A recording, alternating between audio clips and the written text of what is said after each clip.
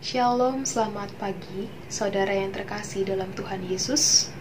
Kita bersyukur di Sabtu pagi hari ini, kita masih diberikan kesempatan oleh Tuhan untuk boleh bersama merenungkan akan kebenaran firman Tuhan. Namun sebelumnya saudaraku, mari bersama kita satu di dalam doa. Tak henti-hentinya kami mengucap syukur atas kasih dan kemurahan Tuhan yang boleh kami rasakan dari hari ke hari.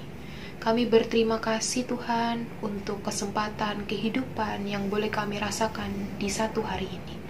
Di malam yang panjang, dalam istirahat malam kami tetap dijaga dan disertai Tuhan.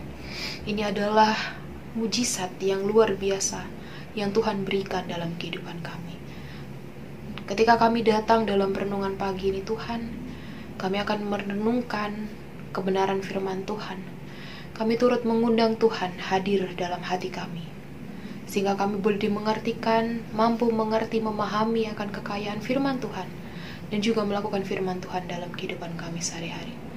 Berfirmanlah ya Tuhan kepada kami, karena kami siap mendengarkan. Amin.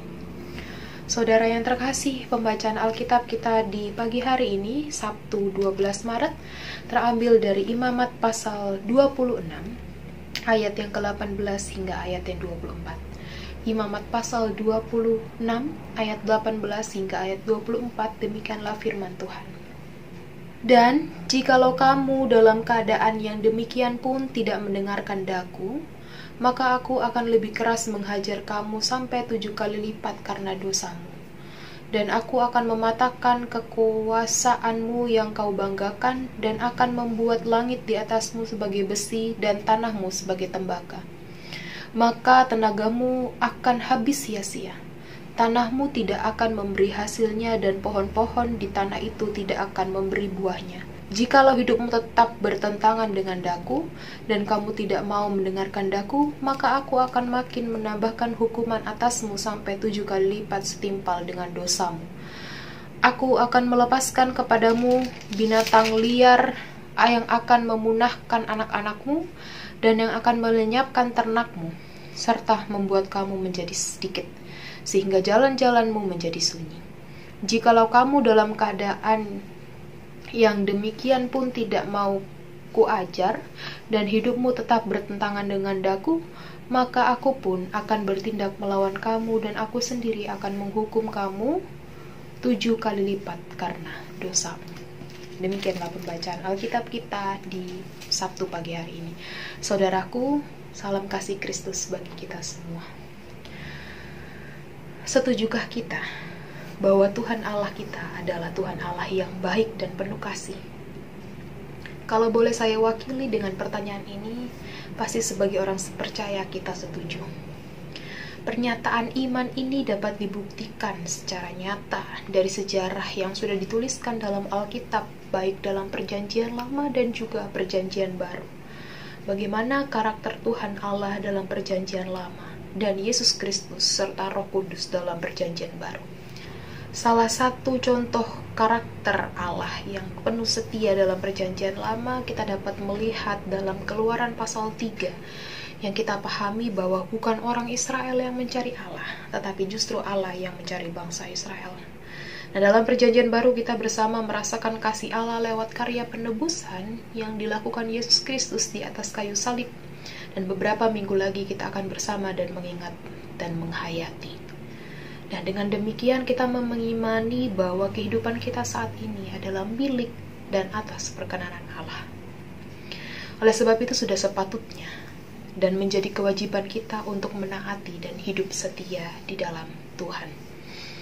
Nah saudaraku, dalam pembacaan kita di pagi hari ini dijelaskan bahwa ketika umat Tuhan tidak hidup setia di dalam Tuhan, dijelaskan bahwa akan ada hukuman Tuhan jika umat Tuhan tidak hidup taat dan setia di dalam Tuhan.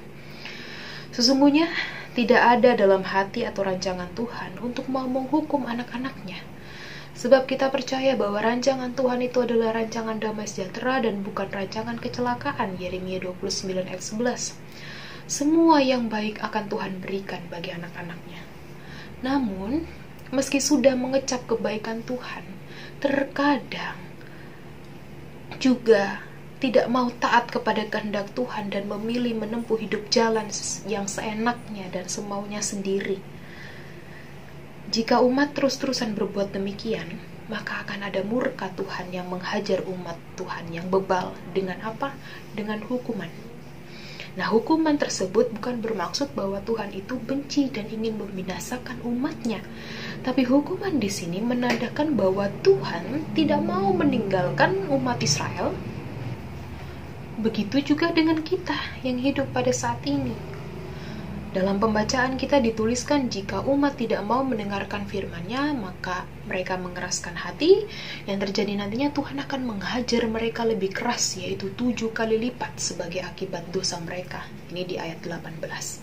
Kekuasaan mereka akan dipatahkan, langit akan seperti besi, dan tanah mereka akan seperti tembaga. Bagaimana ketika tanah seperti tembaga, tenaga mereka habis percuma, karena tidak akan ada kesejahteraan lagi yang akan mereka terima.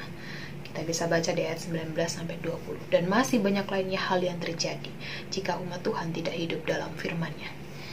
Nah, saudaraku, lewat perenungan firman Tuhan di pagi hari ini, pesan apa yang dapat bersama kita ambil dalam masa prapaskah kita saat ini?